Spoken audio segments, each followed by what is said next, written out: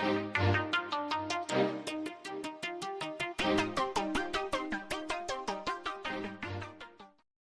y'all, what's going on? It's the Culture Critiques panel. We are back to discuss The Real Housewives of Salt Lake City's season 6, episode 19, reunion part 3, y'all. We're going to finally close the chapter that is season 6 of The Real Housewives of Salt Lake City. We can't wait to discuss all the details with you. So stay tuned. Let's get into it. Let's get into it, sis.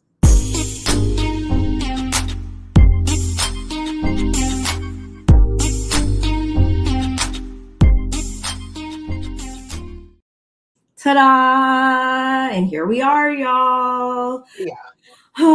This is our final time talking about this season. The unfortunate time has come, but it's been real. I'll characterize it by saying that it's been real. We're gonna bring it on home with this final part. How did you feel going into this? You see what the bottom of my name say?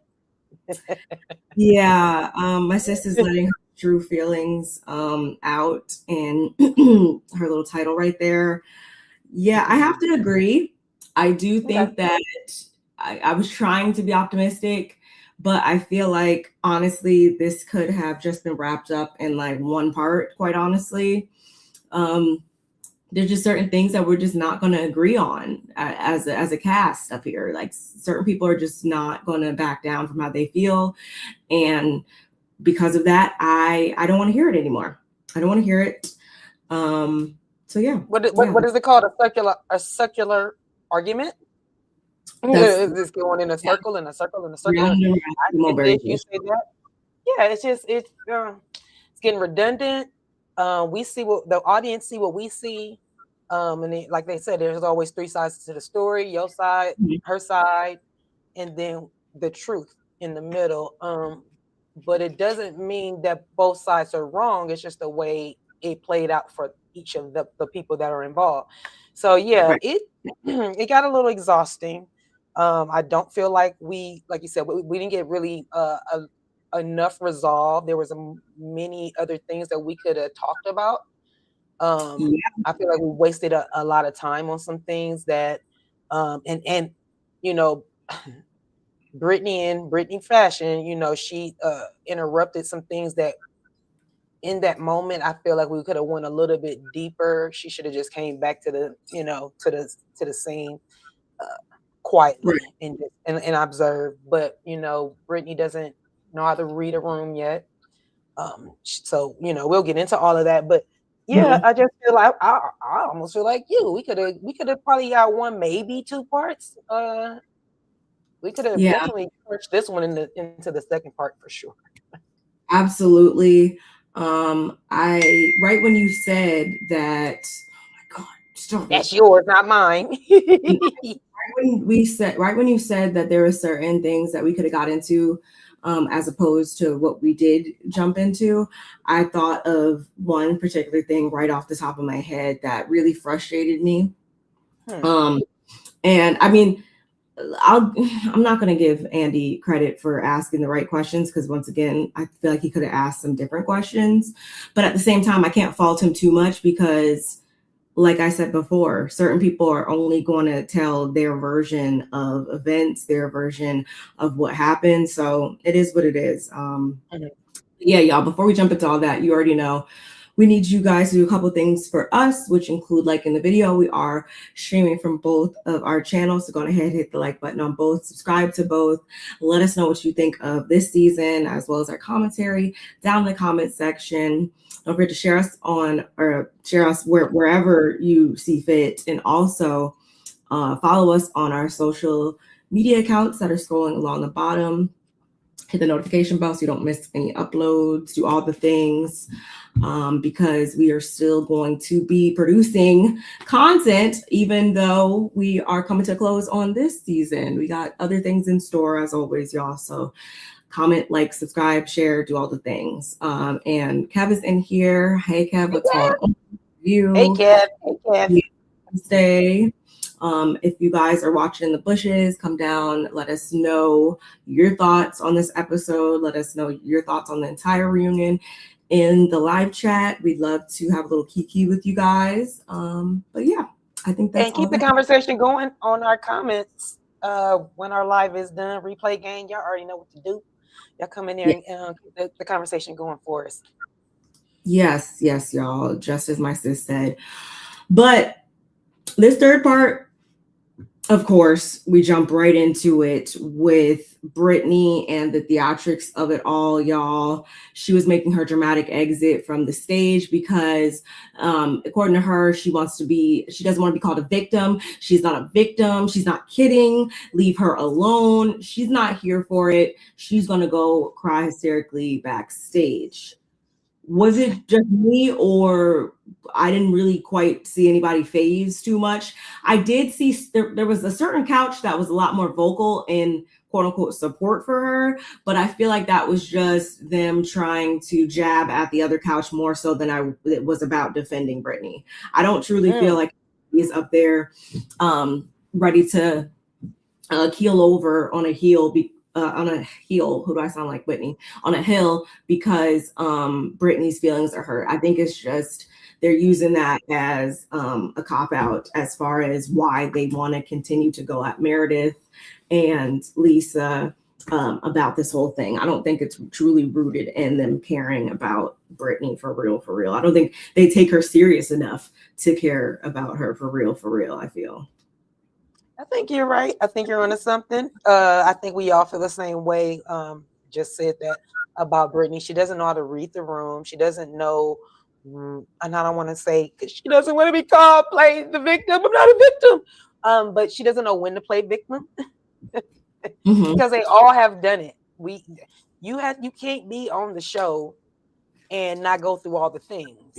You know, you go through almost all the emotions. You go through all the things. You get hazed, a little bit of bullying.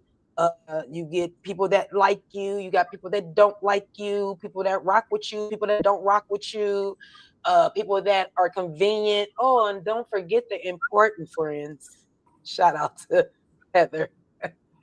But I'm just saying, you get a mixed pot when it comes to reality TV. So I just wish Brittany. I used to say this about Tisha from Love and Marriage Huntsville. I'm not switching out things. I'm just saying. I used to say from the first season that she needed to get her backbone. She would be so much better when she was able to talk for herself. Her voice used to be shaky like Shanice, Evelyn's daughter. You know, she has that hesitation in her voice. And so with that, I feel like Brittany has that. And it could be, and it can't be much because you are a performer. You like the camera, right? So I don't know if it's that she really don't know how to approach the ladies. She's stuck in whatever year it was that she had her kids and the kids were cool. And she wants to go back to that part so bad, but she doesn't know how to get there. And you can't really go back. You can build from what you had there and start afresh or anew and let the daughter see that happening. But for the most part, I just feel like Brittany, you're right. They didn't come to her defense. It was an act of convenience to throw daggers at the other couch. And like I said, I just wish Brittany could take up for herself. She hasn't learned how to do that very well yet. So, and I don't know if she's going to get another chance. Do you think she's coming back next season? Oh, for sure. I definitely think she's coming back. And I mean, again, I'm saying all this, y'all, to say, like, I think she has a good place on the show. And I mean, we can go down the list here in a minute to really highlight who genuinely is being forthcoming, who is really bringing something to talk about on the show. I mean, she's amongst, I would say, even though we don't always want to hear about what's going on in her life, although we have our opinions on how she may or may not, show up as a parent, she is bringing a lot more of something as opposed to other full-time snowflake holders, whatever they hold over here. So I can't, fault her completely based off of that alone. So I think that she definitely should come back next season, but she comes back with more of a backbone in these types of situations, I would be a lot more happy, I would say. I can dig it. And I should have actually said before I paused here, I should have said, again, we at least us over here, y'all, as we just said, can kind of see how this side, this couch was throwing daggers at this couch, because, you know, we have Angie following up saying, well, you know, this is the state that she was in when, you know, they got on the plane. So it's not hard to how's it hard to have a compassion for a person like that? And I'm just like, again, I think that is all just conveniently being placed and thrown at the opposite couch to make them look bad, more so than it is done in support of Brittany. But I digress. Meredith is like, you know, well, which one is it then? Is it I poured wine on her and pulled her hair, or did I just, you know, point out her bad behavior? Like, pick one, choose one. And Andy, he's trying to kind of sum this up by saying, well, she did take the post down when you mentioned it, when it was brought up. So, you know, of course, he's cut off by Heather, who continues on to say, like, yeah, didn't she make it right then? Like, and Meredith says, yeah, she took it down, not when she found out and she was questioned about it. She took it down when she was getting all the pushback and being called out online, pretty much, is when she took it down. So if it happened the way that Meredith is saying it happened, which, y'all, I'm not saying it did, like my sis said earlier, there's 3 sides to every story, but I could see Meredith having a point by saying that if it did happen that way. But I don't know if I said last week, but I just don't, I think Brittany's a lot of things, but I think we have to be very, very cognizant, especially in our current political climate and just the state of the entire world in general right now. You have to be very, very careful about the labels that you place on people. So I can't tell you, I wasn't there. I don't know from the can of paint, but just from the outside perspective looking in, I just, something about that just tells me that maybe it might be another situation where multiple people have multiple viewpoints on it. I'm not saying Meredith's feelings aren't valid, but she may have perceived it one way than what actually occurred, I feel like. I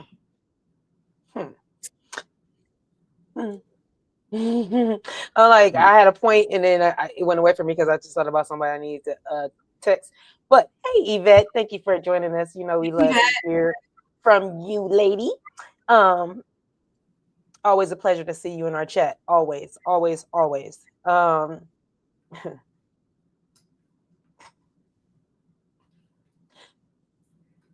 don't want just move on to the next thing because I forgot my chain of thought. I forgot my chain of thought, and it'll come back to me maybe. And unless I have you reiterate what you just said, and I don't. Right. Yeah, y'all. So they're continuing to go back and forth about that, with Meredith bringing up how, you know, she basically went to bat for Brittany last season with her bat mitzvah. She was kicking Angie out, and then she turns around and Brittany started lying about her. So that was a slap in the face. And he's like, well, maybe, you know, no offense, but maybe she doesn't like you, and maybe you don't like her either. And I feel like that's something me and him can agree on. I do feel like it all comes down to that. And if you already feel like you don't like a person or that person doesn't like you, you're already going into every situation from there on out, kind of side-eyeing and kind of on edge and skeptical and all those things. And there's already like kind of some bad blood between you guys. So that's what I was trying to say before, where I'm saying like, okay, maybe you were already looking at it from a place of, I don't really like this girl, she don't really like me. And so from there, you're going to take offense to anything that, if she even steps like a toe out of line, you're going to take offense to it. Because Brittany's not saying she didn't write the review or whatever, or didn't, you know, be serviced by this person and stuff like that. She's just opposing to the part where Meredith is saying that, you know, you did this to be malicious, or you did this to be anti-Semitic, and I just don't. Yeah, that's what I'm trying to say before, Yvette. I don't. That's there needs to be a lot there for that label for me to really stick today. And that's not what Meredith said. That was gonna be I remember my point now. And I'll bring it back full circle.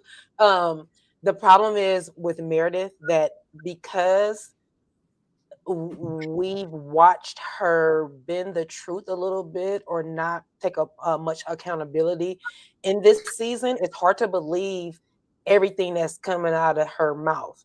Now, does that mean I believe everything that's coming out of Brittany's mouth? No. But at the same time, I do not think that girl is anti-Semitic. I just don't. It would have already reared its ugly head because you can't really fake the funk. You really can't fake the funk when you're, you know, that person, that person. So I don't think that she's that. I'm hoping she's not. You know, I'm giving her the benefit of the doubt. I don't think that is her personality. I don't think that's her. She's been in the industry for a minute. I just don't see it. So yeah, that, and then that was it. I was just wanting to say, with Meredith, I don't wholeheartedly believe you all the time. I feel like you've been the truth a little bit, and so does everybody else. You might been the truth to fit your narrative, but then what my sis Barb said is definitely true. If you're already coming into it side-eyeing, not giving the benefit of the doubt anyway, because I really don't like you, girl. I'm looking for a reason to not like you and can't stand you, and for my feelings to be valid. So I'm gonna look for every reason from my feelings to be valid about the way I feel about you. So I'm kind of fishing. You know what I mean? I'm kind of fish for you. And so I feel what you said, sis, like that literally I could see that happening. Meredith is, and you know, Meredith is not good with hiding her real feelings about people.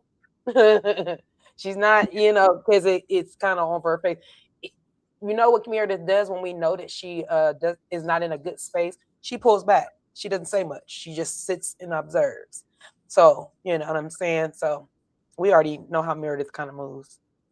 Yeah, I think, I just don't see, this is just not a black and white situation for me, just to, like Yvette said, that being a huge accusation on international TV. It is. So, like, if I was literally just given a excerpt of this situation, and the question was, do you think that this person is a bigot or not, based off of this information, this entire narrative, I would have to be like, no, I need more information, because as it stands, based off of this information, everything checks out up until the point of whether or not she did it maliciously, whether or not she did it at this point or that part. Like they agree on how everything came to be up until the point of, what time did you do this, and was it only after, etc., etc. So yeah. Well, here's my thing. Didn't we say this last week though, sis? Didn't we say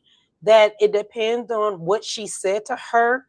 Like, I mean, what the not what she said, what the nail technician has said. Like, literally, remember, he calls Brittany and says, "Can you write a review?" And you know, Brittany's not that smart, so she's like, "Of course I can write a review," because in her mind, she's probably thinking, "Oh, somebody's writing a bad review on his nail stuff." It might have not been told to her, no, he's being anti-Semitic and he's crazy as hell. And so you need to disengage, to use Meredith's word, and you know, make sure that you know who you supporting. But we know Brittany's not that smart. So she literally had to go do a little research. Okay, that's fine. Go do your research. And then she did what she needed to do. And that's why the girls kept saying, well, look, she made it right. She rectified it. Like, so what's the problem now, Meredith? No, because she did it after the fact. Meredith, if she did it after the fact, during the fact, when the fact, is it done or is it not? Because going back to what the girl said, you also used him. and he's been in your house, and you feel bad.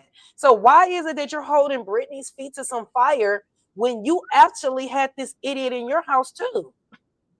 Yeah, it's about perception at that point. It's Meredith is perceiving it as though, oh, only after people started coming at her and calling her out online, she took it down, she addressed it, whatever. Whereas maybe in Brittany's mind, it's no, it wasn't that I only took it down once I was getting, torn to shreds online, as much as I had done my research by that moment, or I looked into it and found, out what really, occurred there. Meredith is going to take it the worst possible way, once again, because they already aren't two peas in a pod, aren't people that would usually be, hanging with each other unless they were on a show like this. So yeah, that's Meredith. You perceived the timeline, the sequence of events as the worst possible way.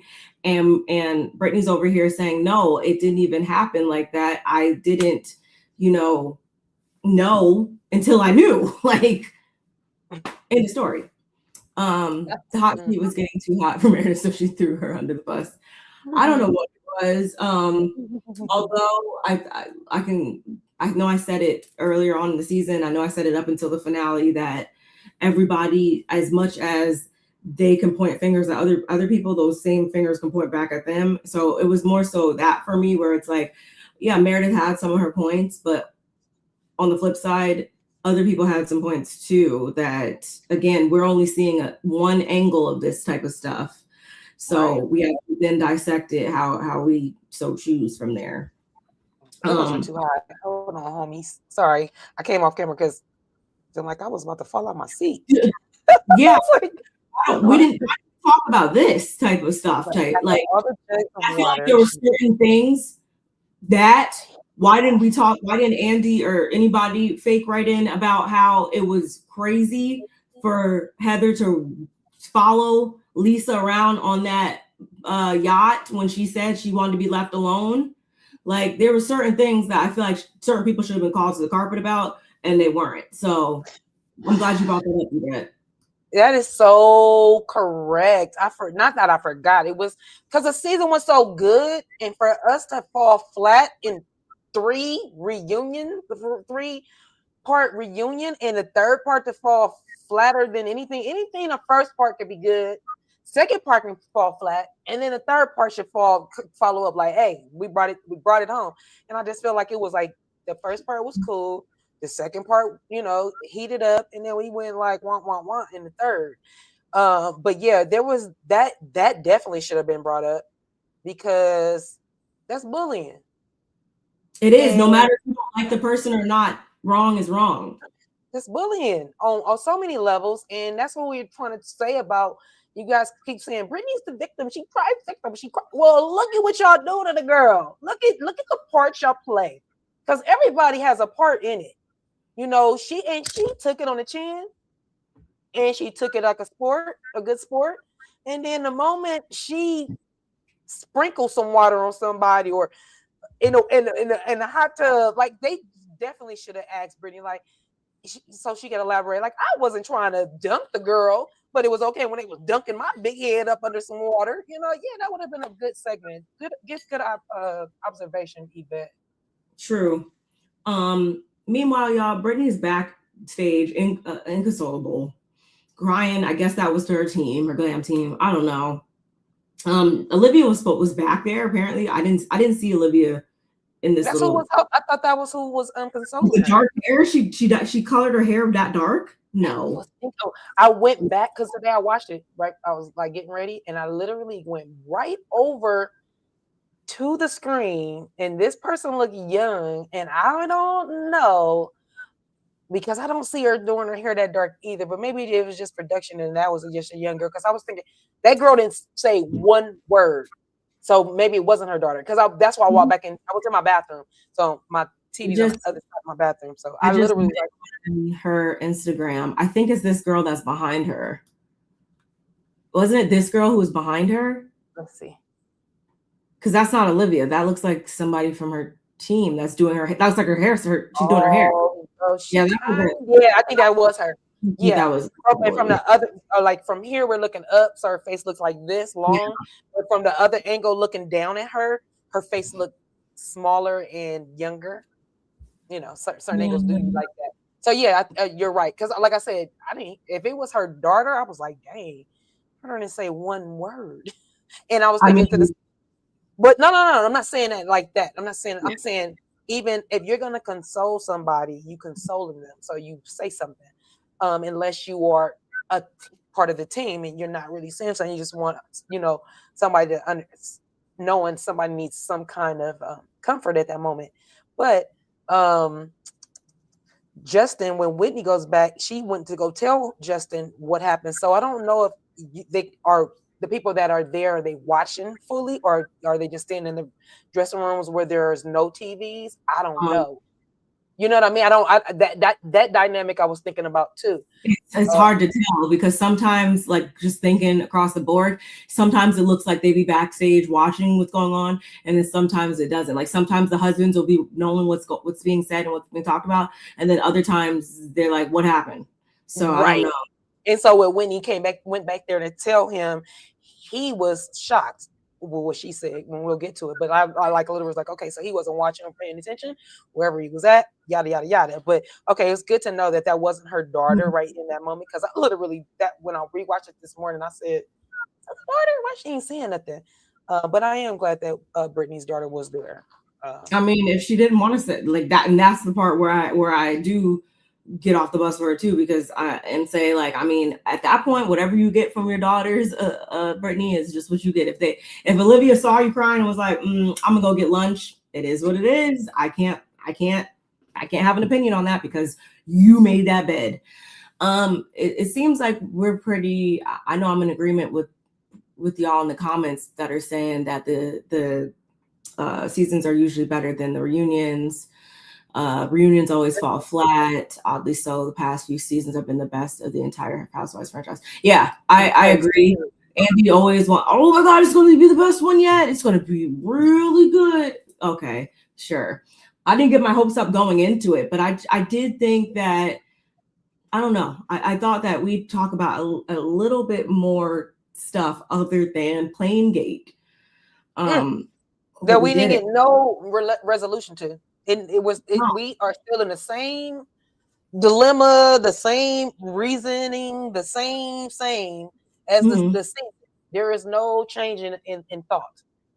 And I'm getting really annoyed too. And obviously this isn't the only show that does it, but they've done it quite a bit, especially in this reunion.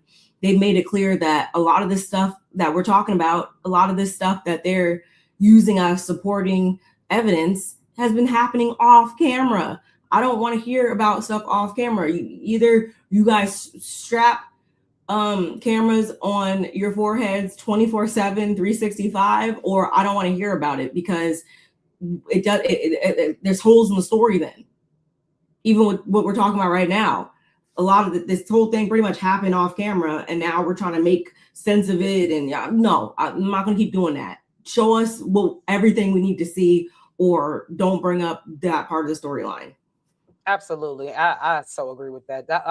Because then we said that early on the first reunion, on the first part, we was like, they kept showing us unseen footage, which was tying everything together for us at the end. And it's like, that's great and all, but if y'all would have just left it in the season, we wouldn't have to wait to the end to find out what was going on. Or like, I think her daughter may have sent her back out to stick up for herself. Possibly. We know that Olivia is a no limit soldier. We know that she's going to speak her mind.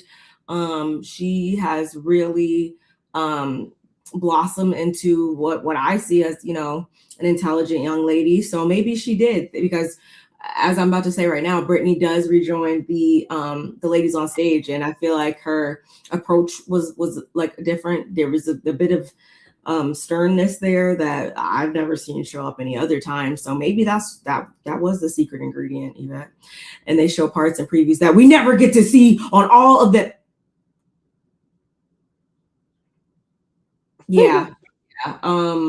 That is something that really grinds my gears. And that's why I prefaced it by saying they're not the only show that does it, y'all. Like, don't get me wrong, they don't, but it happens. I mean, I think I deleted the picture, but I know I called them out about even in the trailer, the pictures or whatever, how they did the slumber party, the matching pajamas or whatever on the green. We didn't get to see that, so no. it's really Sorry. just Brittany comes back out. When Brittany comes out, though, mind you, Meredith and Mary are talking because, and as we know, there's been kind of like this like low key, like unspecified tension between, well, more so coming from Mary in the direction of Meredith, and they begin to get into that just a little bit, with them both, with Meredith, I should say, acknowledging what Mary said, but only for them to get cut off by Brittany, who comes back on the stage talking about some Meredith. What'd she say? Whoa. They squashed it back then. Who did she tell to shut up? Who? Did she tell Meredith to shut up? When Brittany was like, I've apologized profusely. I've bawled my eyes out. I've said I was sorry. Shut up. They have squashed it. Yeah. Who was she talking to? Girl, I think because it was they cut it weird. I was thinking she was talking to Meredith, not Mary. I thought she was talking. But they I think because the way they chopped it, her and Meredith might have went back and forth a little longer, and then the final cut was shut up, and that's why it looked weird to me. But I was thinking the same thing, like, wait a minute, this shut up came out of nowhere. Where did this shut up come from? Who are you talking to? They're done. Who are you talking to? That's it. We're moving on. Case closed. And Whitney's like, yeah, but whoa. Like this conversation that was happening between Meredith and Mary, like, that was interesting. Like, let's get into that. And he's like, yeah, let's get back into that. And I don't know about y'all, but I was a little annoyed because I feel like would have been a good thing to jump into, which is, yeah, Mary, we've seen you kind of, I guess we kind of know why she kicked her out of her house last season, but there was a couple instances in this season on the beach when she was calling Meredith boring and stuff like that, and just different things. We've seen Mary kind of talking less than friendly about somebody who she regarded as a friend for, so many years on the show. I wish Andy would have kind of jumped more into that piece, because it's like, yeah, why all of a sudden does it seem like you don't really see it for Meredith Mary? I don't think anyone's asked that. I want to know. Yeah, it would have been nice to hear it out of her mouth, but we all know why, because Meredith is not seeming to take accountability for the things that she's doing, and Mary looks at her like she's probably spiraling, and there must be something, not making accusations and no allegedly, but the accusations that Whitney threw out there. I don't think that Mary wants to do that same thing, but she's not going to stand for acting like there's nothing, absolutely nothing going on. So, but she's still the wrong messenger. Like, literally, Mary, shut up. Like, no. Well, that doesn't exactly make sense, though, because when I talk about, or when I said how Mary called Meredith boring and all that different stuff on the beach, that was before she started acting weird, because that was before Plane Gate, wasn't it? So yeah, that's still, there's been like little things, like I can't think specifically right now, but there's been different times throughout the season and stuff where Mary has just said things, and it's like, wait, are you her friend? Do you have a problem with her all of a sudden? It's weird. It is a little weird. I can admit that, because I really hadn't paid attention to it, because I just hadn't paid attention to it. But thinking about it, it would have been nice to know where the tables turn, as you saying. But at the same time, I also look at it as Mary, if she thinks that Meredith has always, and she said this out of her own mouth, Meredith has always had my back, even when other people weren't there for me. She's the only one that made me feel comfortable or inviting on the show. So with that twisted Mary. Let's be clear. I was not a fan of Mary. I became a fan of Mary within last season and this season. Where the tables turned, because before that I didn't have it for Mary, right? So, and still with the documentary on Mary, I am still side I am Mary. So some things have transpired where for me, I'm thinking Mary is confusing the fact that she and Meredith are friends, and she thinks she can just tell her friend whatever she wants and she gonna back down, because all the girls kind of feel, y'all tell me if I'm tripping, but don't all the girls feel like they kind of pull back when Mary pops off? Like they all kind of like lean back, and like even Lisa will keep her head straight. But until she was like, well, even when she said, well, Mary, tell me what I did. Face forward, she didn't turn to Mary. She didn't turn to Mary. She was like, yeah, Mary, give me an example, Mary. Give me an example. See, because if you was bad and about it, you'd have said, Mary, tell me what I did then. And you make eye contact with her so she can make sure she know that you're serious. But she didn't do that. So I feel like some of the ladies kind of pulled back on Mary. I don't know why. Because you guys all... Huh? You know why. We all know why, which is... Why? Tell me, sister. Tell me. Shout outs to the Brooke Ashley specifically, who's made this point time and time again. I feel like, especially over the last couple of weeks, they handle Mary with kid gloves, especially on the show, because if Mary came across and said the things and did the same things that she does on this show on other franchises, she wouldn't get away with it, not even in the slightest. She would be called out all the time. And much of that reason to a lot of us is attributed to the fact that she is the only chocolate chip in the cookie. And I feel like it also, going back to how things were in the beginning of this show or whatever, I feel like because of that backlash, and because, like we said before, putting certain labels on people and stuff like that and speaking on certain topics will sometimes paint you on a negative light. I feel like that's a big reason why they go and coddle her a bit too. So I'm not going to say I dislike Mary across the board just yet, but she's not fooling me. And I'm going to make sure, going into next season, I am more vocal about and more vocal about calling her out when she does the same things that she tries to place on the other ladies. I agree with that. You and I both, because if y'all don't know, if y'all haven't watched us, if y'all new to us, stay true to us. But if you're new to us, you'll know that me and Barb both had certain feelings about Mary. We always had a little bit of reservation about her. And so, but because she started opening up a little bit more, we were giving her the benefit of the doubt. But I do feel she was really judgy. She was saying things about people that she was doing as well. So I was like, girl, are you paying attention to what you're doing?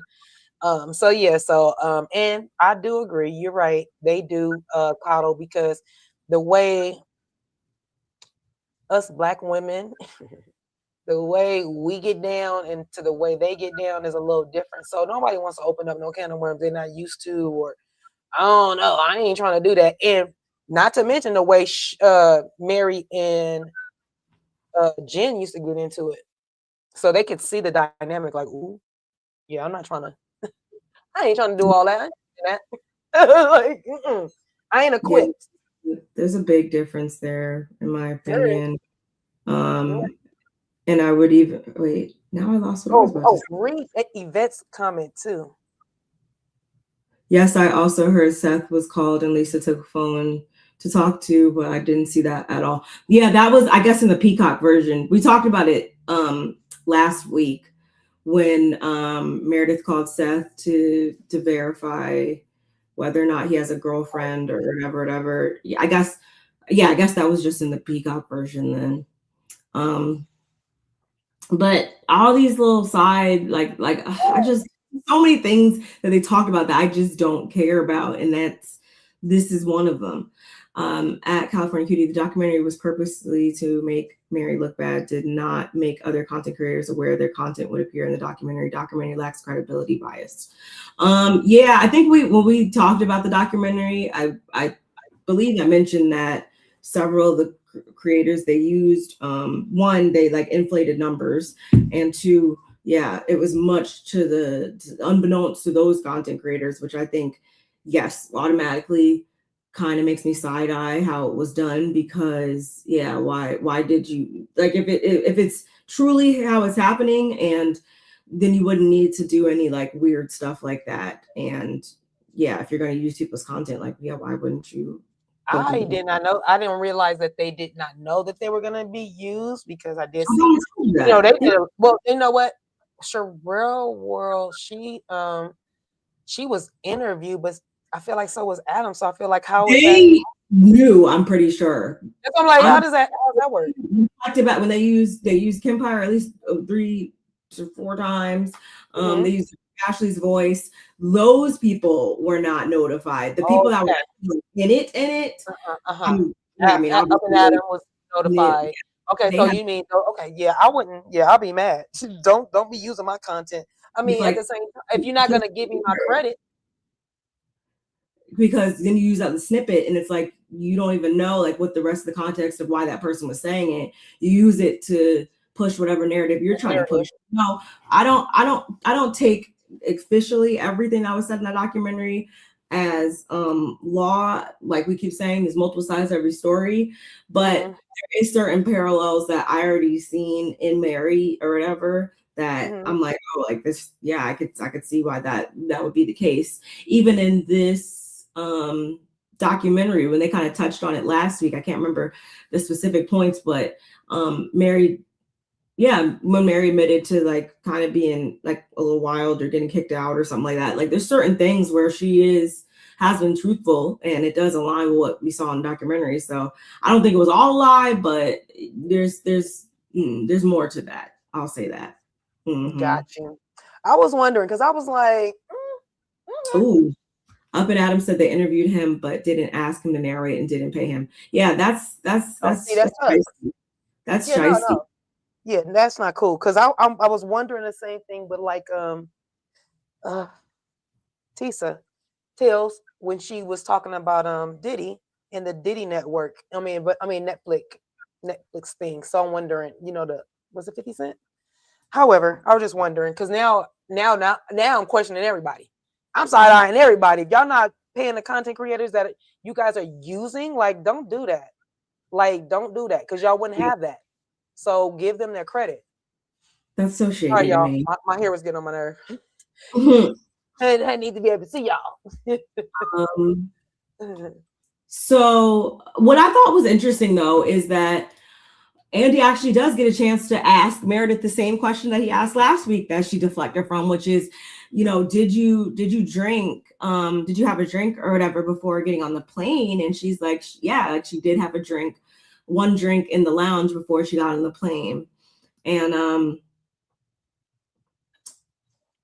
Crazy Rich Asians, like, see, I really don't have anything else to say about this plane gate. Like I said before, they're clearly not going to agree on it. Meredith says the reason why she doesn't remember the biggest part of the movie is because she was late. Lisa was asleep at different points. Lisa's whole thing is, what really got to her is that on the boat she felt super alone. So if she could have swam home, she would have swam home. And so it really hurt her to see, Meredith now in this position. And then, we got Heather chiming in because she's not gonna miss an opportunity to chime in and say anything and call somebody wrong. And because she was like, what you do is wrong too. But in the same breath, this is just how weird Heather is. Because Heather's like, you weren't falsely accused. I accuse you of what I felt is true, and I still believe it's true, and I still love you, and I still want to be your friend. What? Girl, who? In what world? In what damn world? Straight jacket, immediately, padded room, don't pass go, don't collect $200. you are weird AF, Heather, because and that's the same thing she was doing on the boat and stuff like that. It's like this weird gaslighting thing, but then switches the script on you. Like, what are we doing? What was the phrase that she said? Worst person in the world.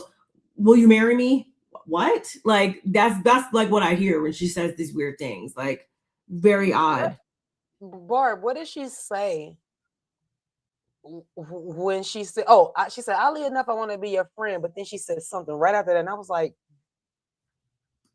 it was like, call me crazy, but it wasn't that. It was whatever the worst she is. I was looking at her like, girl, like, and I love the fact that Lisa's like, yeah, but I don't know if I want to be friends with you. Girl, no, you don't want to be friends with her. That ain't your friend. And Lisa, I love to look at Lisa. I do. I like to look at Lisa. Very weird. But it's just weird that her ass would even, like Lisa said, girl, I don't know if I want to be friends with you. I definitely would, because I mean, do I need to we kind of talked about this last week. Like, do we need to go back to this? Like, this is what God speaks of. It's like, oh, I can't stand your guts. Oh my God, will you be my mentor? Like, what? Like, just very what it is? Weird. Barb, have you ever seen The Craft, the first one, the movie The Craft, right? Mm-hmm. Remember when they changed? Remember when no girl was messing with the boyfriend and she changed it to the girl face, and then when she revealed herself. Then that Heather, yes. That's it. That's it. That's all. That's it. That's all. That's it. That's all. That's what I feel. So much. She's devious. They should bring back Monica for her, or a newbie. Oh God. Oh, not Monica. Yeah, I said that. This is actually the other way. Week. I do feel like certain people would have to come back in order for Heather to really be put in her place. I'm not holding my breath on those people coming back though, because of things Andy said. But I don't know. Get somebody new that'll do it. Get somebody new that will do it. Yeah, she needs to be brought down to earth, because this show has really gone to her head. Her and Loki, Angie too, but I'm gonna get into that in a minute. Yeah, she's still telling Lisa that she did it, and Heather's like, basically Lisa hits her with the reverse, and all Heather can say is, yeah, well, she's made a lot of bad decisions in an attempt to be liked, and she has boundaries now though, and she loves her. She's not going to back down on this. Very odd behavior. The drug test at the tea party. What else needs to be said about this? The pills of it all. They all got on my nerve with that one. Like, they all got on my nerve with that one. No, because I get I took these pills. I've never taken pills. These is your pills. These pills were prescribed for you, not me. Barb, did I ever give you any pills when we went up to New Orleans? Did I ever give you any pills in San Diego? Did I ever give you any pills when you came to my house? Or when you came to Colette's house? Have you? And if I did, was it an aspirin? Was it Mofran? Was it so a sleeping pill, an Ambien? Okay, like, what are we talking about? What, y'all? Because to me, it made it look worse that you guys are all trying to scramble around. Like, no, because I only gave you a Bayer. No. It was a Tylenol 3. No. Yeah, it definitely was Tylenol 3 because they had codeine in it. It was a Tylenol 3. Like, look. So weird. Who the hell down? Who does this? Like, for real, who does this? It's so odd to me. But once again, this is another shining example that they're not going to agree with it. So let's just move on. Because in the end, I don't remember exactly what Andy said, but obviously Meredith's response to his question let him know that she wasn't going to change anything about her story. She didn't need to clear up anything. It was as it was. And I was cool with that. Is this where Brittany thanks Mary for, standing with her in the customs line and stuff like that? Yeah. What Mary say? You should have came back. You should have came back in and said that, and that would have been great, because she would have been able to say that, and then it would have went right back over there to Mary and Meredith, and as if nothing happened, and they would have flowed right back into what they were talking about. But oh, Miss Ma'am want to come in there and talk mess to Meredith after trying to grow a backbone. If your daughter gave you or put a battery in your back, it still felt flat, Bookie. Just like when you stop. So weird. Before we know it, they cut to wait. Last thing I wanted to say about this, so we can move on. When the conversation was wrapped up, we have attention seeker number 2, which I hate to have to put this label on you, Angie, but goodness. While Andrew's like, wait, but I have one more thing to say. Huh? What? And she's like, if it was her, if that were her, there would have been an air marshal waiting when they landed. But, I just saw the shape she was in, and it was worse than the shape she was when she left the stage just now. So is it safe to say the feud will be reignited between Meredith and Angie come next season? Because, what were you trying? And was that a threat? I'm confused. What is she talking about? If it was her or air marshal, what does she mean by that part? Yeah, Angie, shut up. Like, girl, I'm feeling like Kev right now. Like, shut up, Angie. This was not your moment. She's like, we didn't need you to add on at the end. This is not McDonald's. Stop trying to add an extra fry or anything. Stop it, okay? We don't need that. Boy, the landing was hard. It was like boom, boom, boom, boom, boom, boom, boom, boom, boom, boom, boom.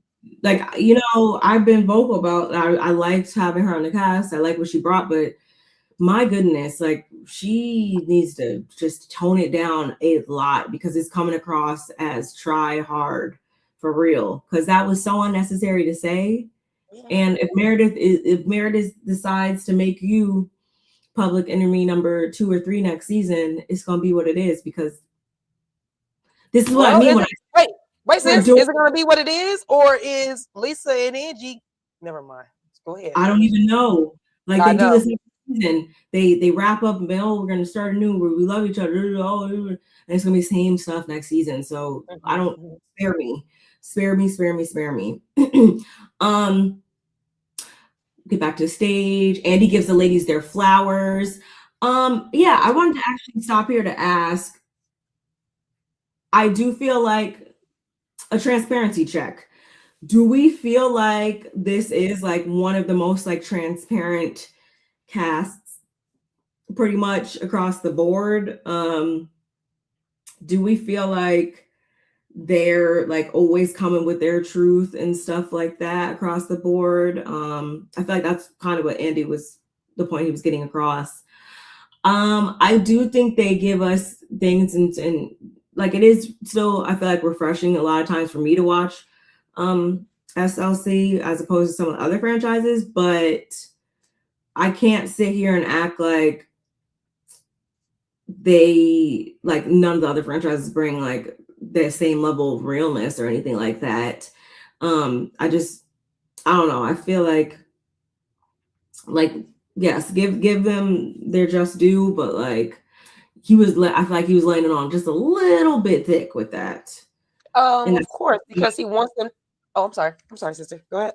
Oh no, I was just saying, coming from somebody who really does. I enjoy this show. Don't think I don't think that they should get a little bit of pats on the back, because it is nice. I feel like they do work together as an ensemble cast and stuff like that. But I'm not gonna sit here and act like this is just like, whoa, this completely reinvented the wheel. Like, well, I think he was giving them their kudos because he felt like he might feel a little guilty about some of the housewives and how, like, Bronwyn and her husband being separated, and maybe feels like this platform had a little bit to do with it, which it didn't. Like she said, it only was going to enhance the cracks that were already there. And so but I feel like in that moment Andy was really trying to give him them kudos for really opening it up, because I don't know, like, I didn't want to open up on here, and that's why I don't have the kind of content I really want, because I'm like, literally conflicted on what I want to share and how I want to share. I lived a lot of life. I lived a lot of life. I got a lot of things to say, but I also don't want those things used against me. I don't know how other people are going to take them. I don't want them to take my words and spin them. And so them being on TV, I'm just talking about my little bitty channel, my itty bitty channel that I want you guys to subscribe to.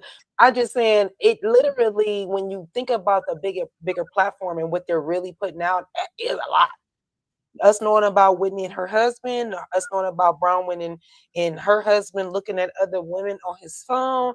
I mean, when we go down a list of things, and I'm talking about even down to Candy and her husband, all of them, all the housewives, they all put it out there. So like you said, they didn't reinvent nothing, but at the same time, I guess he was just saying you guys all were very vulnerable this season, or the people that we didn't think were going to be as vulnerable were, and he was giving them their kudos for that. I don't know if he was really saying like, well, I don't know, because me and you and a few of us, we were like really on Salt Lake City. Like if y'all ain't watch Salt Lake City, where y'all been?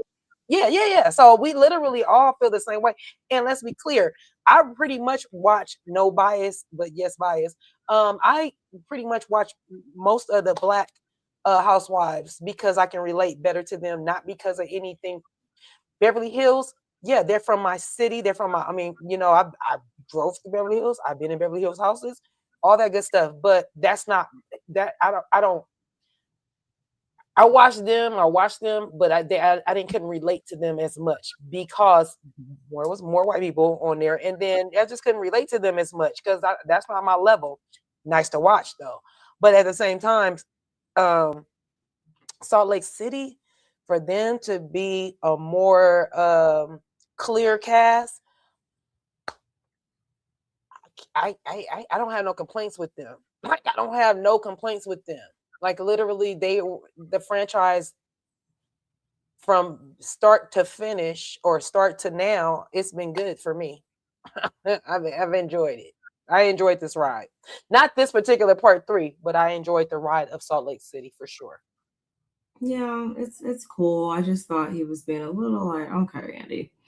Because he wants I've told you what it is, sister. He wants them to keep giving, even though there's things going on. There's things going on that may not.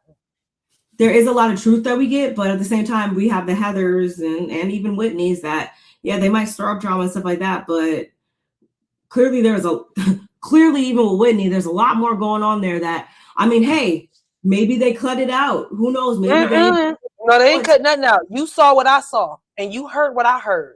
And we gonna get through it. Yeah, they cut out of the season, so maybe some of her solo scenes did get reduced, but clearly there's a lot more there that yeah, I expect to see something new with her this upcoming season, as opposed to the lack of storyline I feel like she's been giving us. Heather hasn't said since like season 1, I feel like, about her life for real. Well, hopefully we dive into her being an empty nester, her dating and all that stuff, because that's where she's at now. We had to watch her graduate to that. So like, I'm okay with watching her transformation and all this other stuff. Hers is okay. But next season we can't have her skating through, and ping ponging off of people's stuff. Hey, you don't get the ride. You don't get no free ride. You one of the heads, right? You want to be a producer, right? You want to be the head honcho, correct? So you're gonna have to get up out of that. You're gonna have to give us some more. Give us some more. Exactly. No,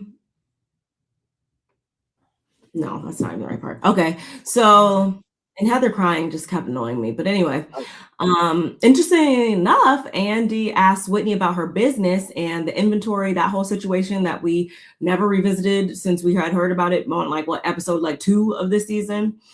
So, and the update is as follows. She's fully separated as of the middle of the summer. Unfortunately, she did have to rebuy back all of her inventory, but she does officially own Wild Rose Beauty solo. And this is where I will say I dislike the fact that Andy went on to ask her, he went on to kind of shed light on the Justin and Whitney of it all versus asking her, did she pay those employees the money that she was owed them? I feel like that's the real question that should have been asked, because that's wrong. I still stand by that not being right, and I want to know the answer to that. But I guess we'll never know. I got a question, sis, because I know it's still on this though. So she didn't. It was alleged that she didn't pay her employees. So when Justin and her had that, they had that scene, and she said that they had just debited or took money out of their account. Was that for inventory? That had nothing to do with any of the other people. You don't know what it was for? What it was for, but I remember me looking at her sideways because she made it clear that in so many words, she didn't really, what she was saying let me know she didn't really care too much about making sure those people got paid. I'd have to go back and specifically watch what was explicitly said, but I remember being like, Whitney, that's wrong. Like, you need to pay those people or something. So, okay, so yeah, I agree with that. She definitely needs to clear that away, because to me, yeah, it's hard to move forward or even get good grace if you're not paying back or doing what you were supposed to do to rectify the first thing that made you lose a business or whatever the case may be. You definitely need to get back with whatever that is. Like, that's just crazy. So hopefully, I don't think Whitney and Justin are in a good place. I think the reason why she was crying so much is because she was empathizing more with Bronwyn than she was letting on, and that's why she needed a break and to go see Justin. And even Justin said to her, that's my son, y'all. Sorry, he must be about SZA or Summer Walker. He like, tickets is on sale. Sorry, but literally, I'm sorry, lost my chain of thoughts. Tell me what I was just saying, sister, because I know you remember. What was I just saying? How Justin and her aren't really good. Okay. Oh yeah, so they're not. I think that they're more. I think there's more to what Whitney was letting on, and the reason why I say that is because when her and Justin were in the background, they hugged, and he said, he reassured her that everything was going to be okay, and then it was something that Whitney said. I can't remember exactly in this moment, but it whatever it was. It was something like, it's gonna all work out. And when they said that, I was like, it's all gonna work out, or it will work out. I was like, meaning something is moving, and it's in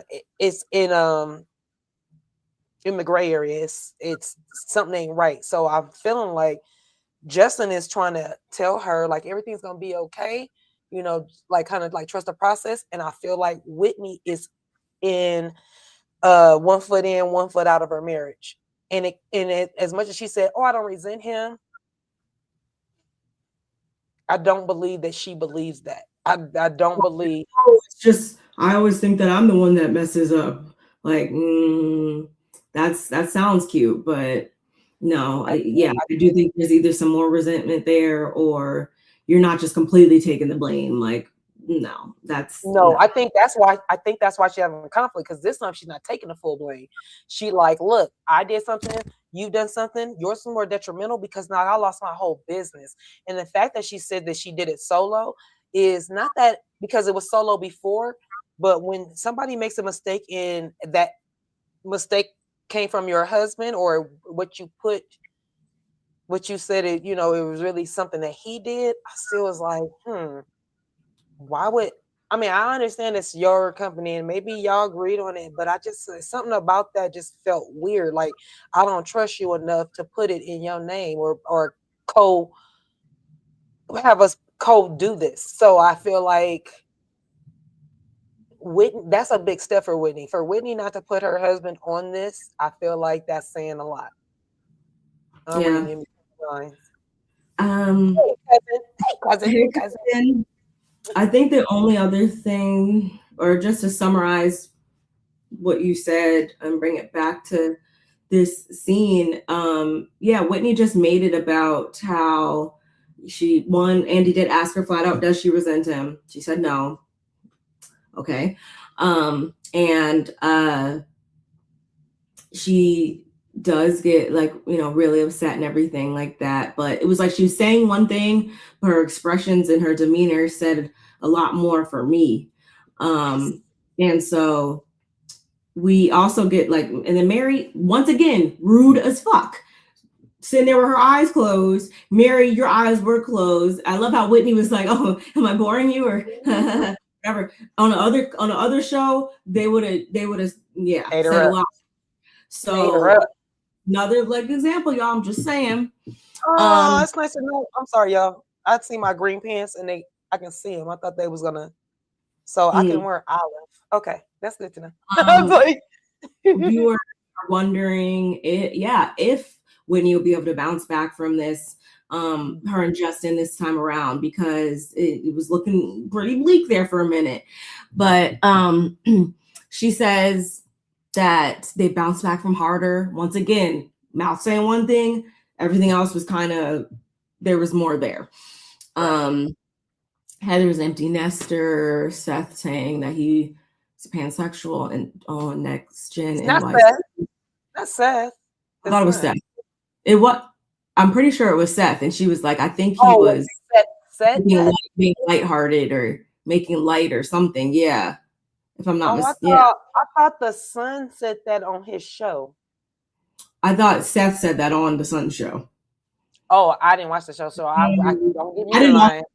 I didn't watch it. I'm sorry. They too young for me. That's like watching my own kids. I mean, I want them to watch me because I'm their mama, but I'm not about to watch y'all. Chloe is still working for Meredith. I don't really care about that. We already know that Brittany thought it was a good idea to bring Jared to BravoCon, even though Olivia was not cool with that. She did an interview. I need to find an interview and watch it. Apparently, she talked more about that. If you do find it, sister, send it to me because I want to watch it too. Yeah. Then I feel like more time should have been. Okay. So yeah, it was Seth. Okay. I was like, wait. I thought it was like Brooke said that. No, I feel like after Brooke said that, I was in my head like Brooke said that. Yeah, because Meredith was like, yeah, because if that's the case, I would like to know, or we have to talk. We have a conversation. When she said that, it makes more sense now, because when she said that, I was like, why would you have to have a conversation with your son if that's what he said? It's not even none of your business. He said what he said, and then you respect it. Like, what conversation? So it makes more sense now. Thank y'all, because I was a confusion. Yeah, Brittany still doesn't know how to be the parent that her daughter needs, it seems. But in brighter news, for her at least, she had both daughters home for Christmas for the first time in 6 years. That's right. But y'all, something that I found interesting that we haven't talked about since we first heard about it on the show was the Lisa and John of it all. And someone had wrote in to say, it seems as though John wants to embarrass Lisa on camera the same way that Todd embarrasses Bronwyn. Like, what's really going on in your marriage, sis? And Lisa's like, she's, it was a very long, hard-hitting conversation, grabs tissue. When she watched it back, she cried for like 2 days. She didn't want to talk to John. She didn't want to see John. Like, and her whole thing is like, why would he say those things? It kind of came as like a jab to her, because he knows that those are things that hurt her. And Andy's like, well, one of John's main points pretty much was that you don't take in what he's saying. You don't hear him. And Lisa says he did say that. She knows that she's made very concerted efforts. She can fit sentences in, or she can fill his sentences in at times. They're business partners, they're best friends, they're parents, it's the love of her life, etc. So she would, she was like, I would even, I would die before I make him look bad. But Heather's like, we all love John. We know John, and we side with John. And then we have Mary calling herself trying to help Lisa, but Lisa's not being receptive to it. Because these are her feelings. She's speaking from her feelings, and of course Heather's going to call that out because she lives to just come for Lisa and be all about Lisa. So how do we feel about this? I know that was something that we kind of were like, okay, interesting. Something we never really seen on the show before, because classically, I like to think I speak for the majority of us when I say that for the most part, John has been a man of few words, and when he does say words on the show, it usually seems like it's in agreement with what Lisa says or how she thinks about stuff. Like Lisa is more of the vocal person in that group, at least on the show. So when they did have that conversation earlier on the season, I feel like a lot of our eyes were like, oh, interesting. Okay. This is new to us. So for me, I think, because I said it back then, I do think this is something that they can get through and get past and stuff like that. But it's really going to call for Lisa, as Lisa says in the wrap up at the end, intake. It's going to take a lot of listening, a lot of accountability, a lot of all of those things working together, because she's like, how else does this house run? Like, how does he, how does his shirts get dry cleaned, and how does care packages get sent to oldest son? Like, so I got where she was coming from, but it's like, if you've been like this in other interpersonal relationships, other interpersonal friendships on the show, your husband's now saying this or whatever, so there has to be some truth to it. And maybe just because you think that you're doing it, and this is something I even had to learn, and being in my marriage, it's like sometimes the way you think you're coming off, or the way in which you think you're showing up for the other person,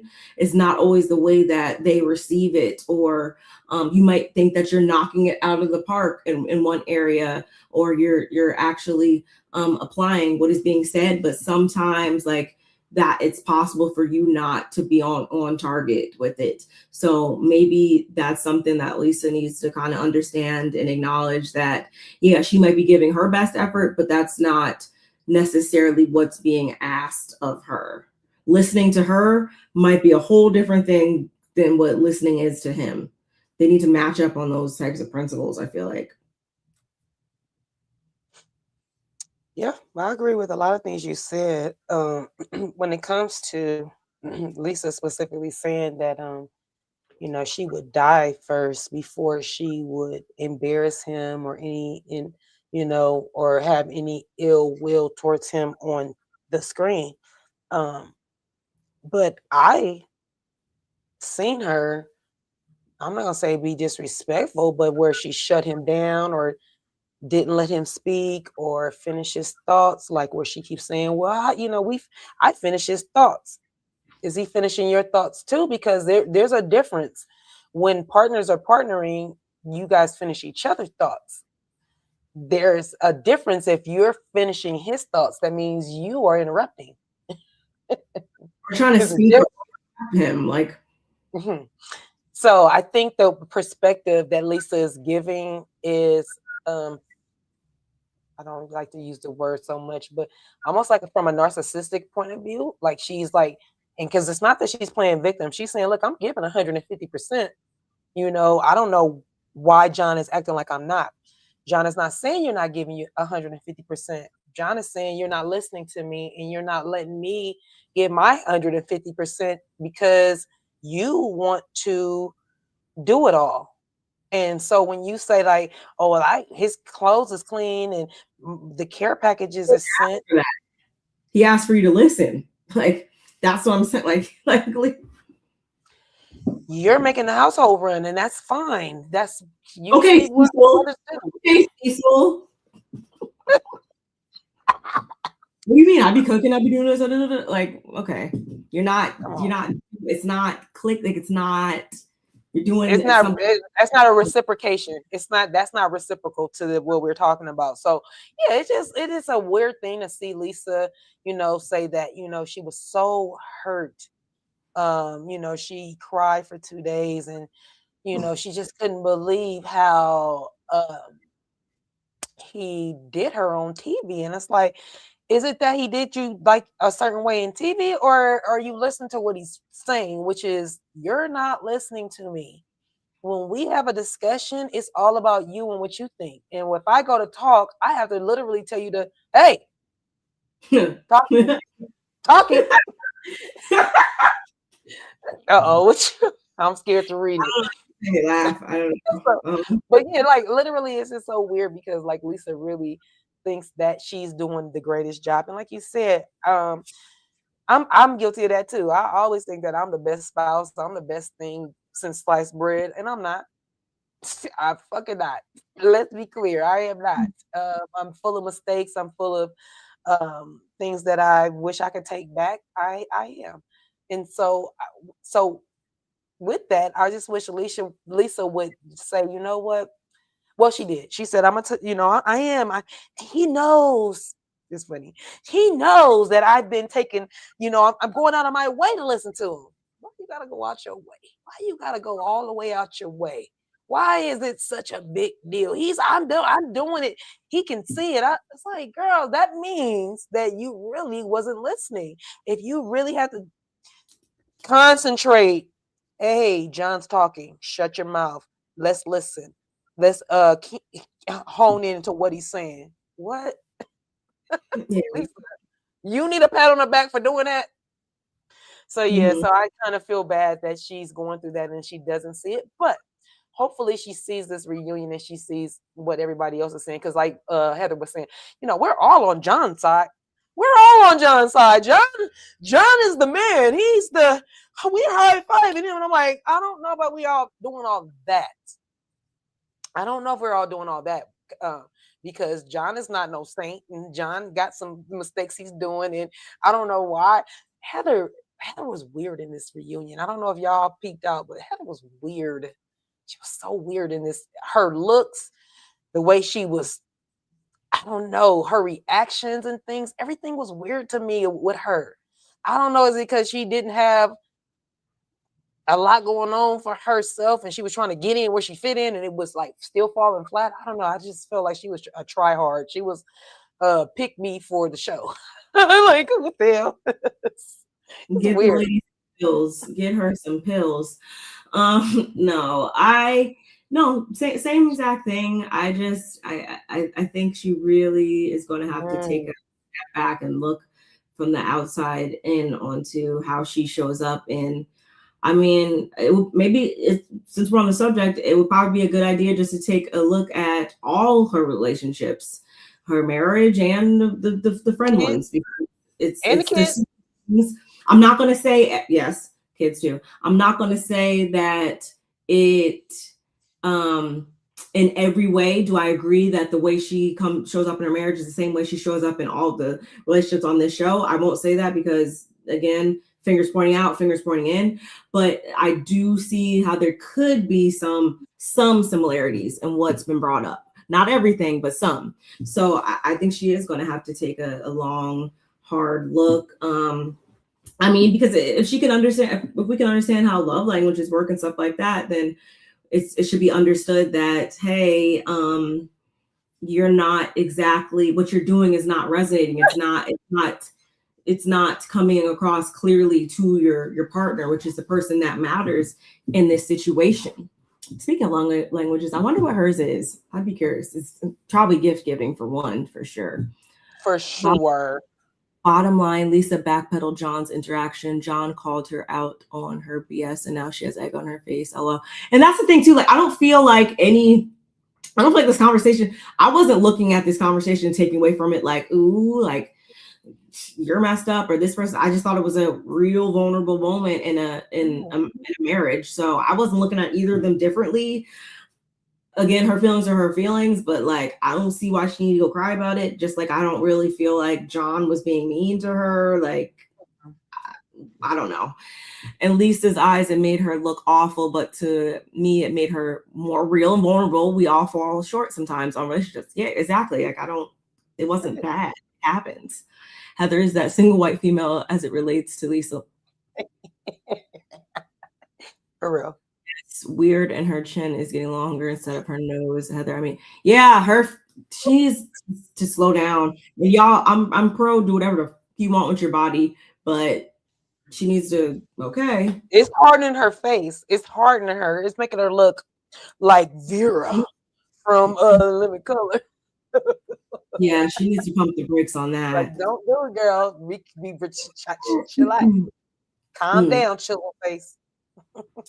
When we come back, oh Jesus! So then we get into the Bronwyn new part of it all, y'all. Her dad had unfortunately passed away right when they got back from Greece due to a bad fall, which is why I have really bad PTSD when it comes to old people and falling and stuff like that. Like, whew.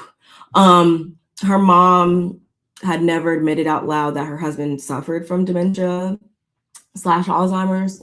So when he passed, she just kept saying like, oh, it came out of nowhere, like, oh my gosh. And it actually took Bronwyn and Gwen needing to sit her down to let her know, like, no, he's been dealing with this for like 10 years. Like, it didn't just go out of nowhere. She just couldn't accept that is what was happening to her husband. And speaking of her mother, Andy, of course, makes mention of how Muzzy is on Bronwyn, and in turn how viewers were being tough on Muzzy. And she was like, yeah, at first when they first had that one conversation, her mom came back to her very upset, like, oh my gosh, like, is this how I show up? Is this how I speak to you? Am I this stern, etc., etc.? And then so on and so forth as the segments started to air and stuff. Obviously, as we know, fans can be very, very vocal and critical, which, I mean, we all do it. I get that. And a lot of us were not really here for how Muzzy was showing up on the show and how she was coming across. It wasn't very becoming, if you ask me. And Mary's kind of taken aback by this because she's like, wait, she was so nice and stuff. And Brown was like, yeah, I mean, we're multi-dimensional beings, and it actually took her mother to maybe see this to kind of understand more about how she is and stuff like that. And more so, speaking about like her pregnancy, for instance, that was more so maybe like a moment for her mom to show the world that she still had allegiance to her daughter, more so than it was about doing anything or shining light on her being a less than nurturing mom, so to speak. And Bronwyn also explains how her parents had become integrated in her life in Salt Lake, and how Todd had stepped in financially, as we've heard pretty much all that before. And Andy's like, it's nice to see Todd in that light. I think that's a light we haven't seen him in before. And as she's attempting to respond, Bronwyn is like, so is there gonna be more questions about Todd? And he's like, yeah. What's happening? And Bronwyn was like, well, do you want me to start with where we are now, or do you want me to start with where we were on the show, work our way forward? Completely flipped the script on him.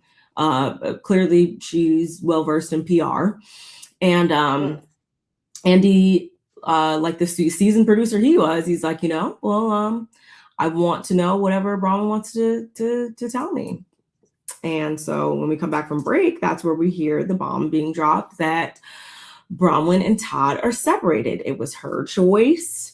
Andy asked Bronwyn what's the straw that broke the camel's back, so to speak. And she just said it was just very hard for her to watch herself and have so many of the conversations this season.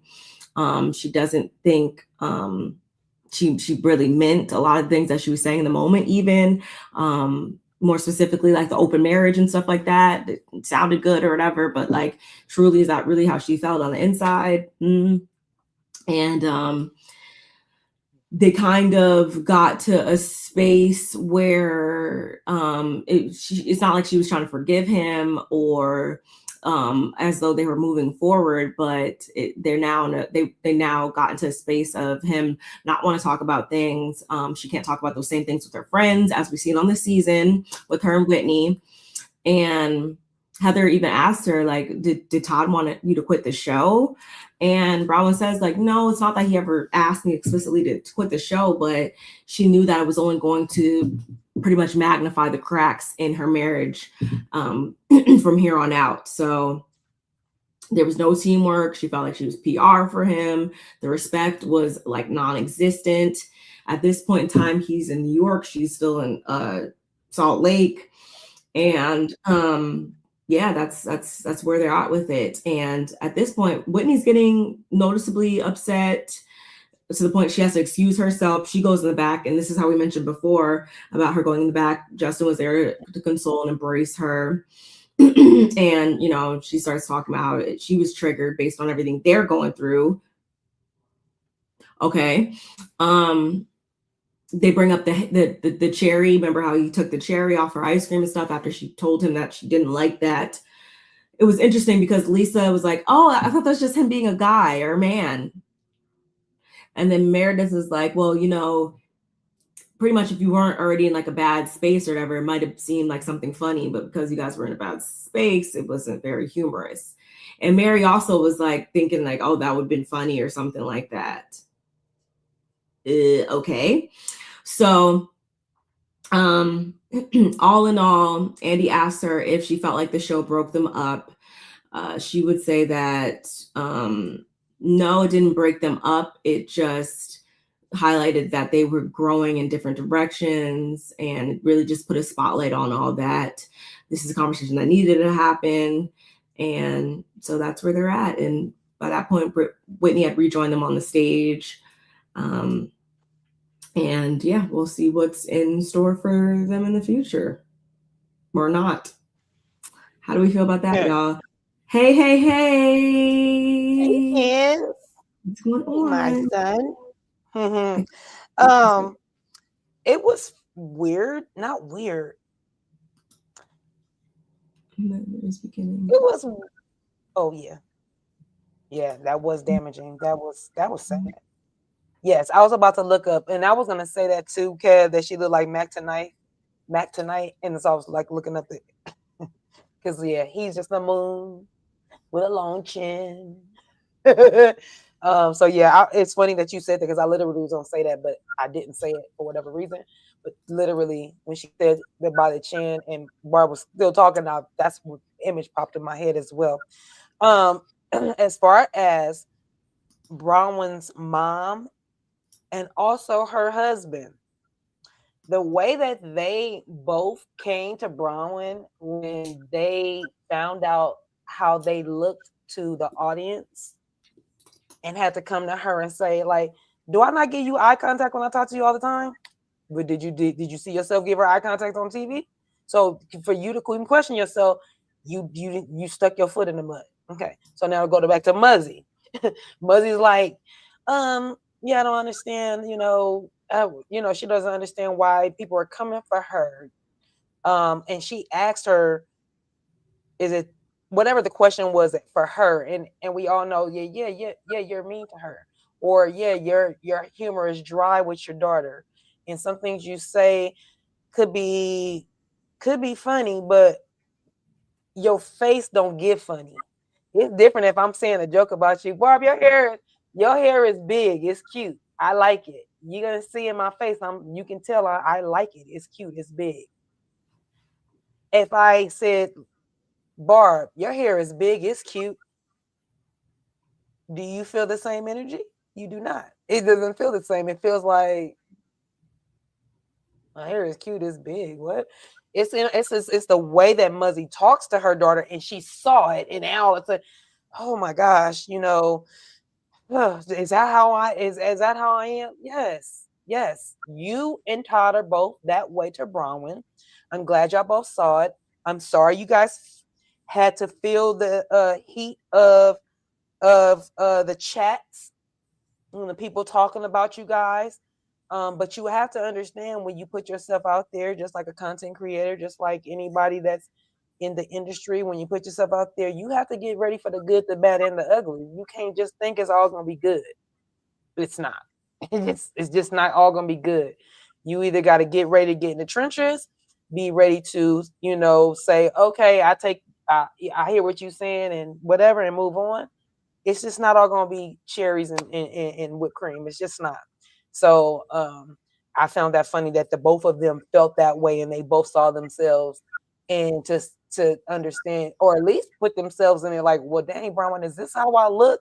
Like, yeah, this is what Bronwyn has to deal with between her mom and her husband, and who she's been around this whole time. It was sad to hear about her father, and the fact that it wasn't due to his disease that he, indirectly into his disease that he passed, that he fell. That was kind of a bummer to hear, especially her coming off of, such a beautiful place like Greece, to come back to that. But you do, y'all remember that when she went to go talk to the psychic, and the psychic was like, make sure you're making things right, da, da, da, da, da.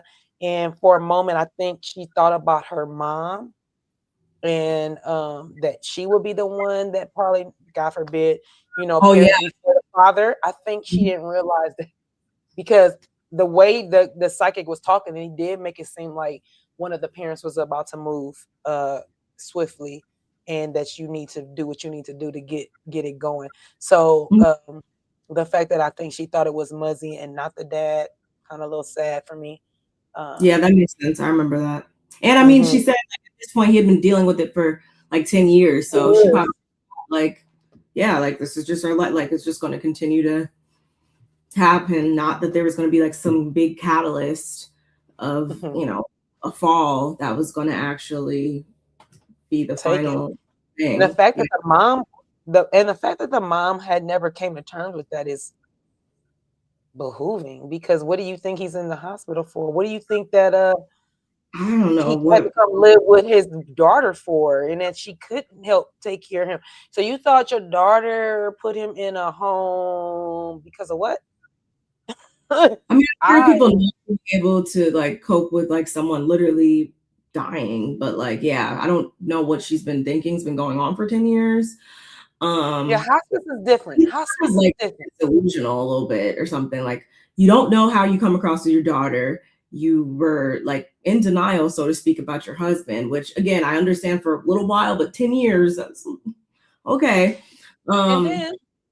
And don't forget when she was talking about Bronwyn, and Bronwyn felt the way, like Bronwyn said, that she thinks that her mom basically was trying to let the Mormons know, signal to the Mormons, whistle blow to the Mormons that she wasn't on board for her daughter and her granddaughter. And just say it with your chest.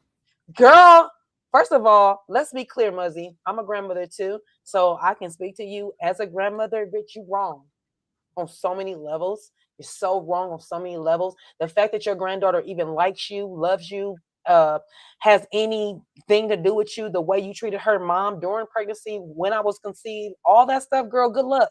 Because I would have to feel a certain kind of way about you. I'll be side-eyeing you. Like, you did that to my mom. Are you okay? And the fact that you're still doing it to my mom, like, I would have to sit you to the side and bring my Granny, come here, Granny. Perception. Come here. Really, let me tell you something, because you're not about to do that to my mom while I'm on my watch. That's not gonna happen. You need to be checked, and it might be me to check you, and not in a disrespectful way, but look, you can't do this. You've been doing this a long time, and you love me. I'm like one of the best things that happened to you, but for whatever reason, you want to punish my mom for something she did. How old am I? Girl, get over it, Muzzy. You ain't got much time, Muzzy. I question her perception, because like, yeah, this is like another example of her just kind of like, she's kind of low key like delusional. It seems like a little bit like she lives in a different reality. It seems Muzzy does, because we can't all be seeing these same things and feel these types of ways, and you're wrong, and you don't see anything wrong with anything. Not to mention, she, like, Bronwyn, it is what it is. Like, you're, oh, it's still my mom, or whatever. Bitch, you knew exactly what you were doing when you brought this lady on the show, is what I still believe.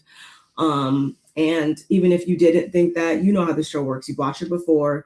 You based on the fact that last season, people were being so critical and saying so many things about Todd. Why would you then think, oh yeah, let me bring my mom on, knowing how your mom is, knowing how she makes you feel, knowing that you guys have a interesting relationship, bring her on and think that nobody's gonna have anything to say? Your You mom knew is what not exempt. you knew Nobody's exempt from you knew reality what TV. you were doing. You knew what you were doing, and it is what it is. I don't feel bad. But do you Hopefully, think she was being calculated? Do you think it was a calculated move to put Muzzy there to so that Muzzy could see herself? you knew Or what you were doing. Yes, exactly. She knew what she was doing, and she's done it time and time again. I feel like with the ladies and stuff like that. I feel like at the end of the day, even if she wants to claim that she didn't think that that was going to happen, like, just based off of history, like I said, even going back to last season, we know how social media works. We know all this. So you definitely didn't safeguard her. And I think they both need to go to therapy.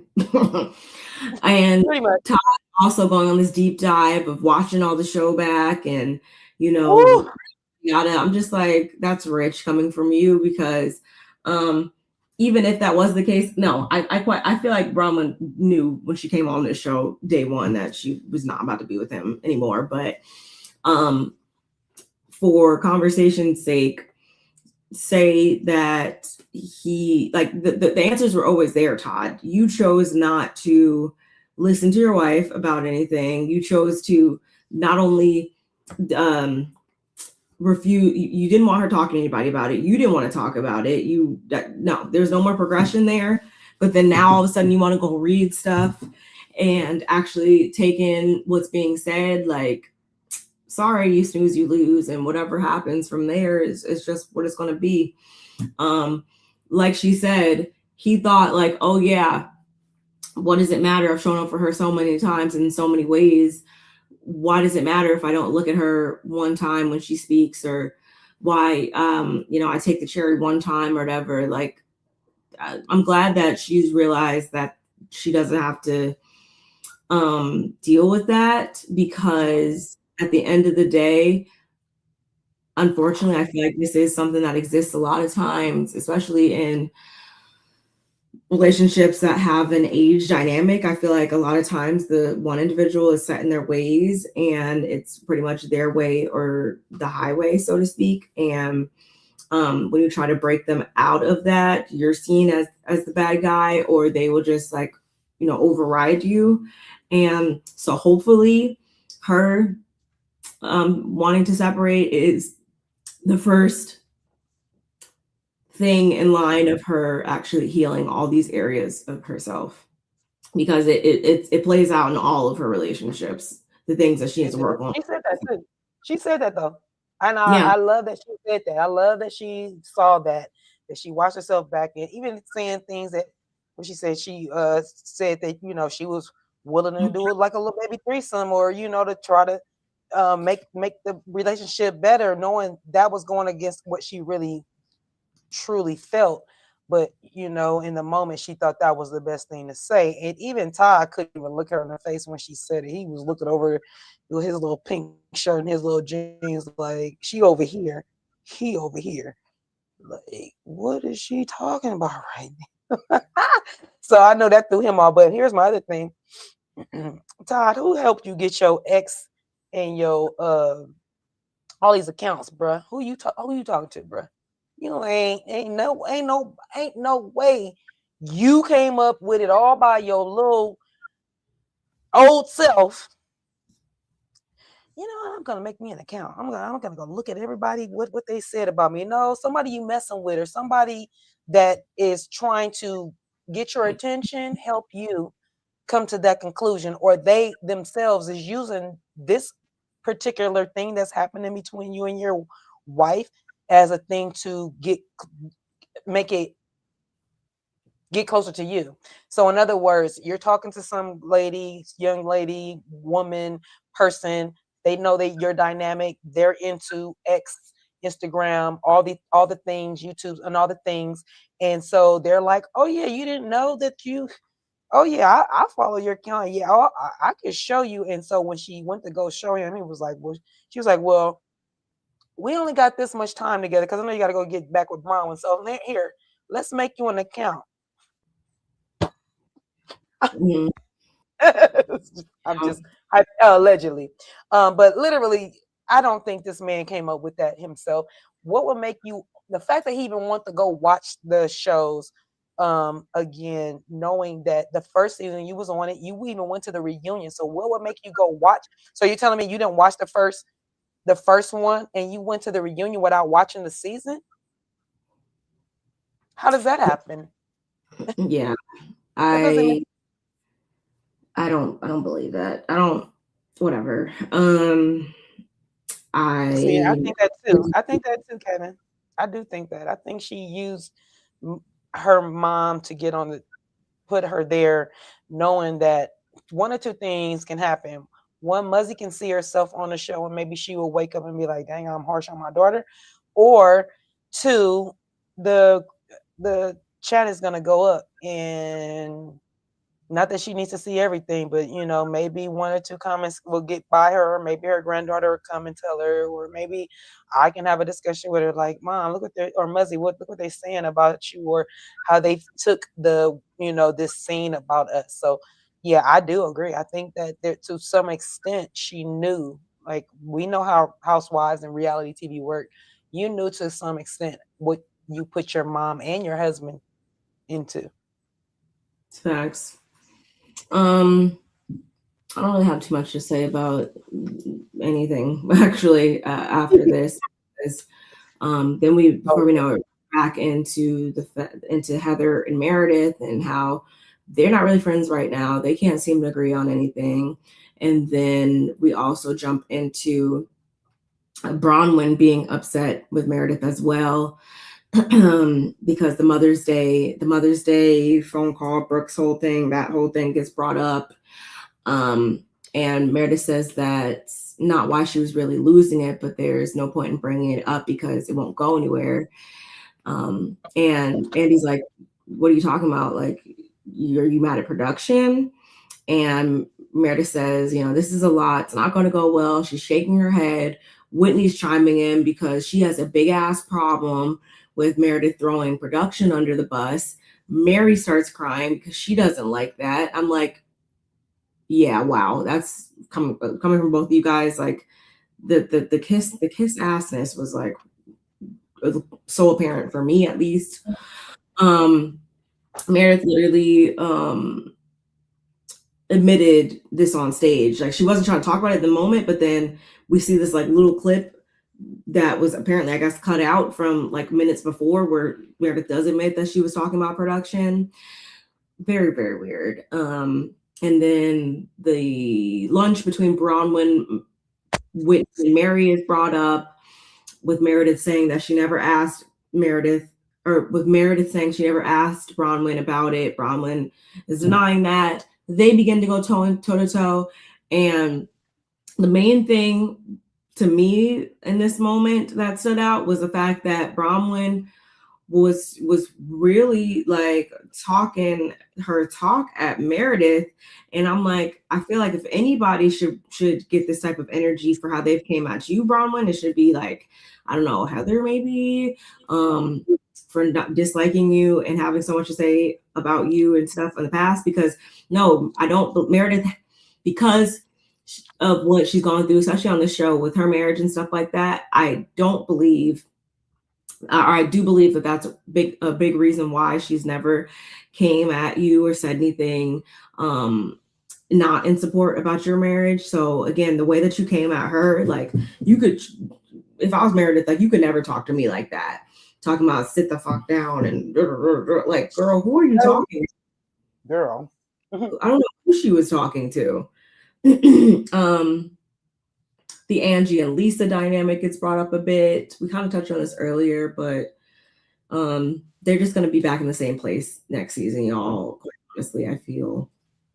The U.S. Weekly shoot, Hamster Wheel, Unreal Expectations, Superficiality.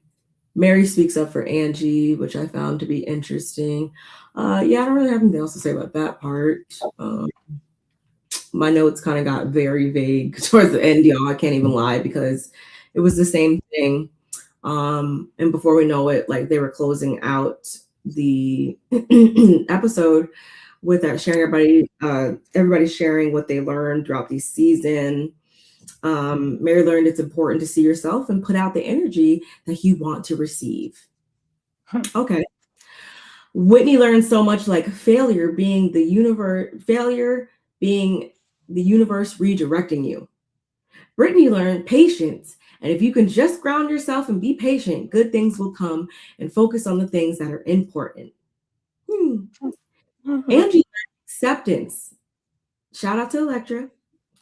Meredith learned the importance of making sure you're communicating clearly with your friends. And even though if they're not really giving you the opportunity to answer, you need to find a way to get your voice heard.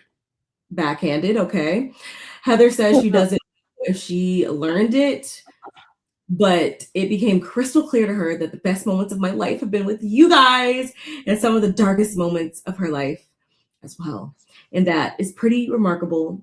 And when she says she can give it all to these women, she really can. And she wants to say how much she truly loves and cherishes their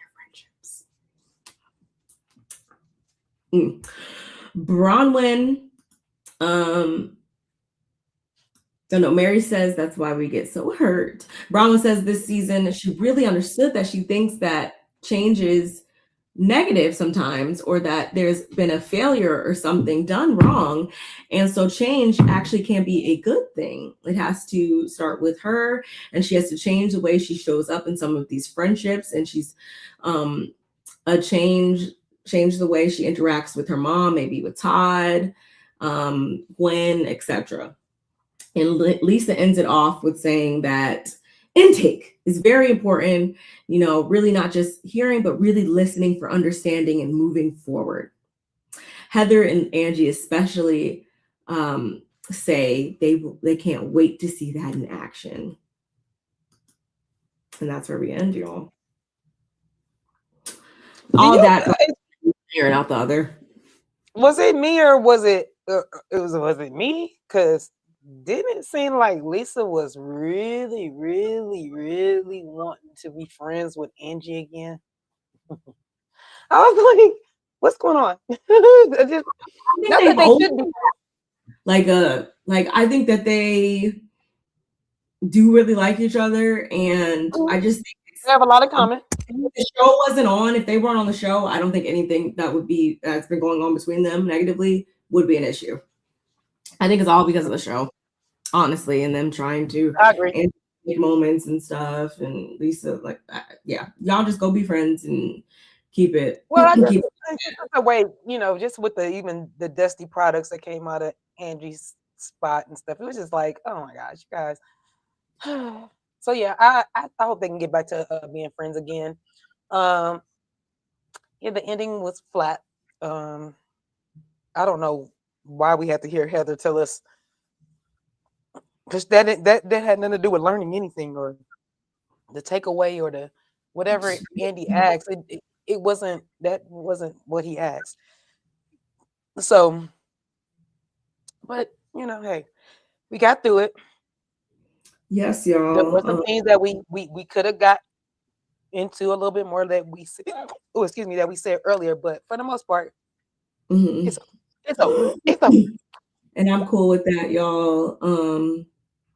If I had to rate this all three parts together, I feel like I'm being generous, and even giving it a 6, honestly, is higher than I feel like is deserved.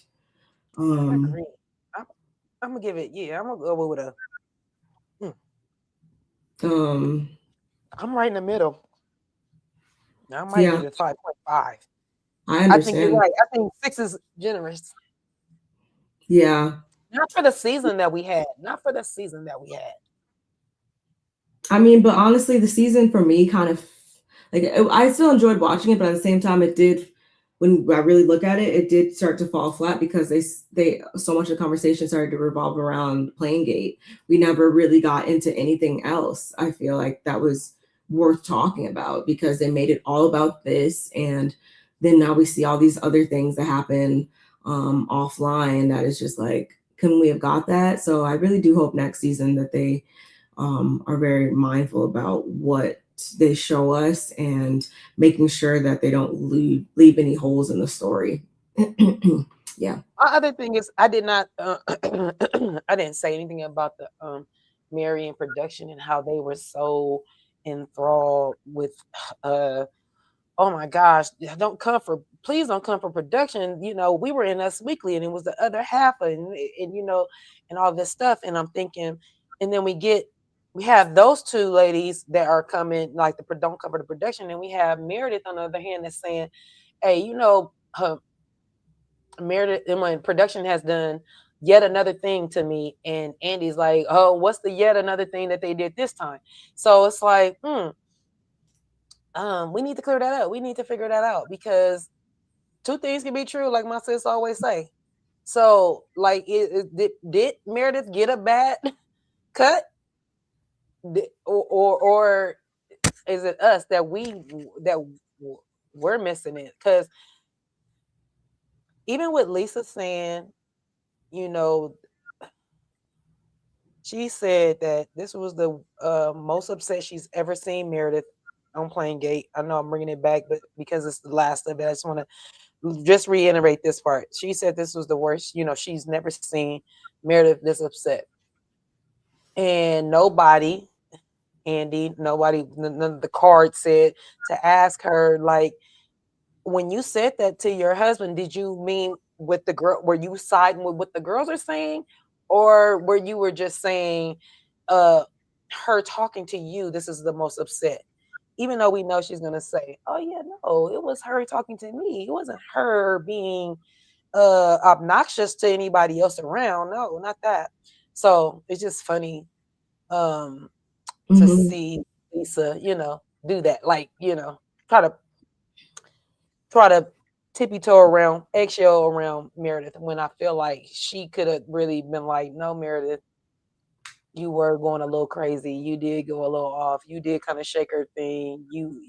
It was longer than 15 minutes. It was, you know, like I just wish Lisa could have just, even if it wasn't so much to throw under the bus, but just speak your truth. Like you said what you said to your husband.